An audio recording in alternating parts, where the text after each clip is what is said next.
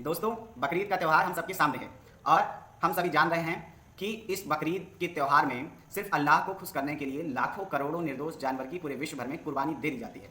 मेरा एक सवाल है कि क्या हमारा अल्लाह, हमारा भगवान इतना कठोर और निर्दयी है कि उसे खुश करने के लिए हमें किसी निर्दोष जानवर की हत्या करनी पड़ रही है? नहीं, मुझे तो ऐसा नहीं लगता कि हमारा अल्लाह, हमारा भगवान इतना कठोर और निर्दयी हो सकता है। दोस्तों, दूसरी बात है कि क्या हम इस बकरीद पर एक नई शुरुआत कर सकते हैं, एक नई पहल कर सकते हैं।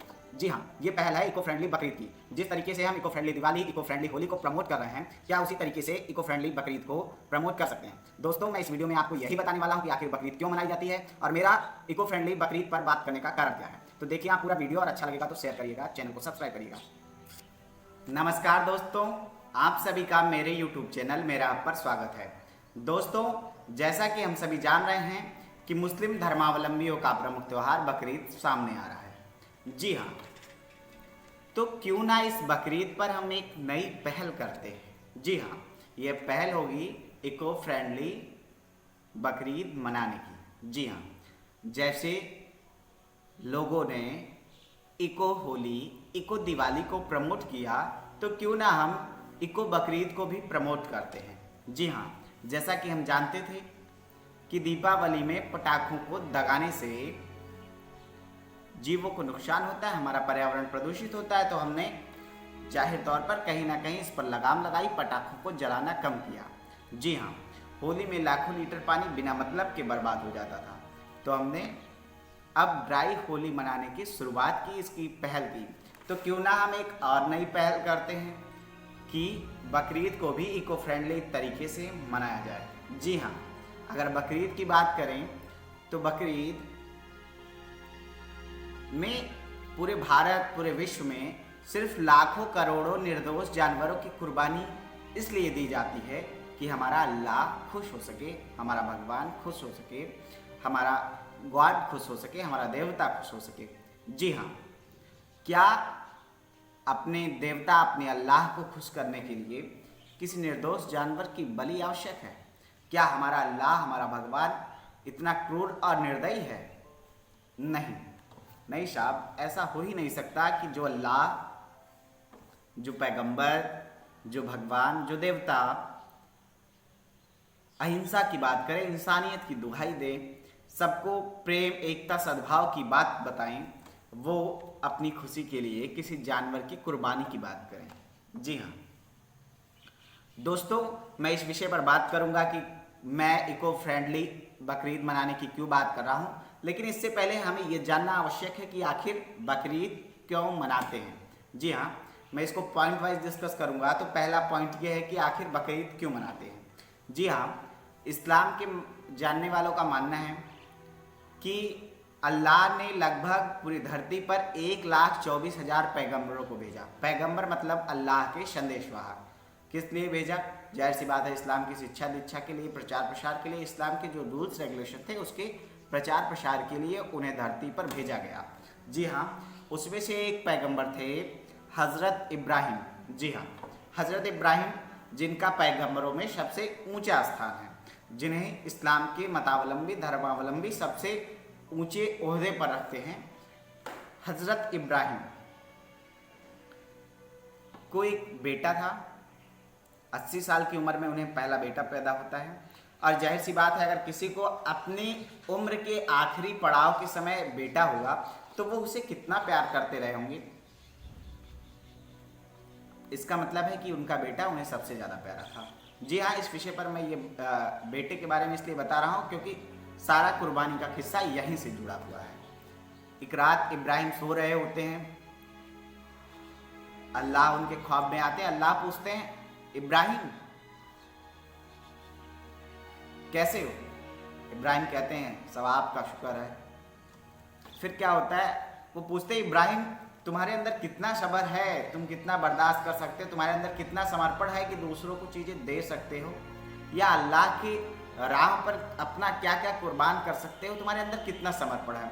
कुल मिला के अल्लाह इब्राहिम के सब्र की परीक्षा ले रहे थे कि आखिर इब्राहिम के अंदर सब्र और समर्पण कितना है।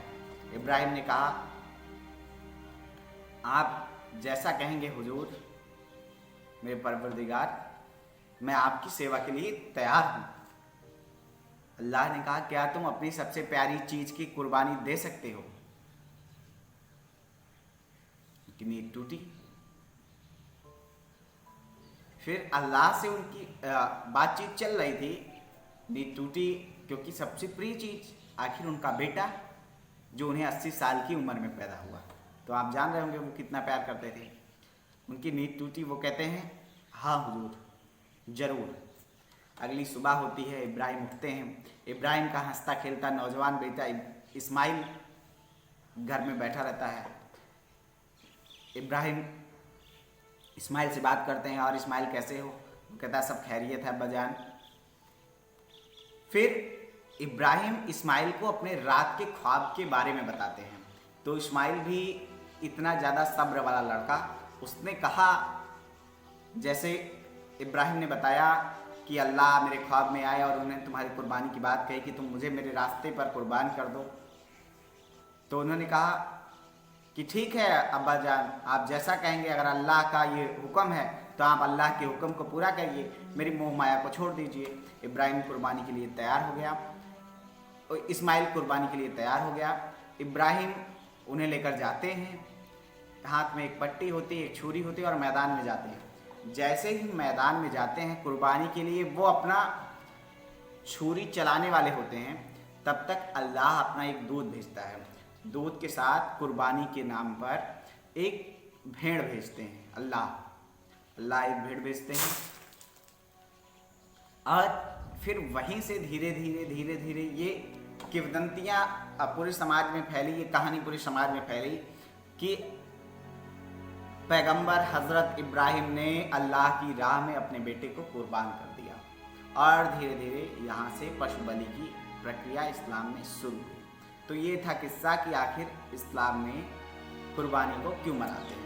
जी हाँ, शायद हो सकता है कि मेरी जानकारी में थोड़ा त्रुटि हो, मेरे बोलने में थोड़ा त्रुटि रह गई हो, तो उसके लिए मैं क्षमा प्रार्थी हूँ, क्योंकि किसी की धार्मिक भावनाओं को ठेस पहुँचाना मेरे इस वीडियो का मकसद नहीं है। तो अब बात करते हैं कि आखिर मैं ये क्यों कहता हूँ कि इस बकरीद पर एक नई पहल शुरू होनी चाहिए, और वो पहल इको फ्रेंडली बकरीद की होनी चाहिए। जी हाँ,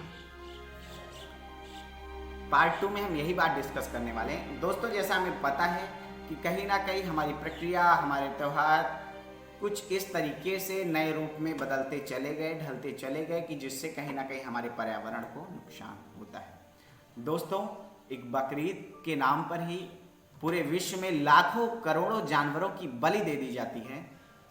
तो मुझे नहीं लगता कि हमारा अल्लाह, हमारा भगवान इतना कठोर, इतना निर्दयी है कि वो किसी की बकरीद से खुश होगा, किसी की बकरे की कुर्बानी से खुश होगा कि आपने मेरी राह में एक निर्दोष जानवर को कुर्बान कर दिया है। जी, ऐसा होने वाला नहीं, लेकिन लोग मानते हैं। तो इस विषय पर विचार करना चाहिए कि एक बकरीद के नाम पर कितने लाखों करोड़ों निर्दोष जानवर मार दिए जाते हैं। कभी आपने उनका दर्द महसूस किया? आप खाना बनाते हैं, तावे पे हमारी उंगलियां पड़ जाती हैं, हमें कितना दर्द होता है, हम छटपटाते हैं, दौड़ते हैं, कोलगेट मंजन लगाते हैं, पानी में हाथ डालते हैं, और ना जाने क्या क्या दवाइयाँ यूज करते हैं। क्यों? क्योंकि हमारे हाथ में जलन हो जाती है, हमारे हाथ में एक ब्लेड का टुकड़ा लग जाता है, हम कितना परेशान होते हैं, डॉक्टर के पास चले जाते हैं, टिटनेस के इंजेक्शन लगवाते हैं। तो आप सोचिए कि उस बकरे पर क्या गुजरती होगी, जो बकरा एक निर्दोष जानवर है, और उसे सिर्फ इसलिए मारा जा रहा है कि उस वजह से हमारा अल्लाह खुश होगा। जब उसके गर्दन पर छुरी रखी जाती होगी तो उसके अंदर से कैसी वाइब्रेशन निकलती होगी? क्या पॉजिटिव वाइब्रेशन निकलती होगी? जी नहीं। और ये रही पहली बात।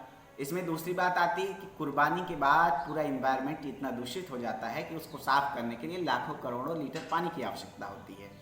जो जानवरों की कुर्बानी के बाद पूरे देश में पॉल्यूशन होता है, पूरे विश्व में पॉल्यूशन होता है, वो अचानक से तेज़ी से बढ़ जाता है, क्योंकि जो उससे कचड़े निकलते हैं, उसको डिस्पोज करना, सारी चीज़ें बहुत गंभीर हैं।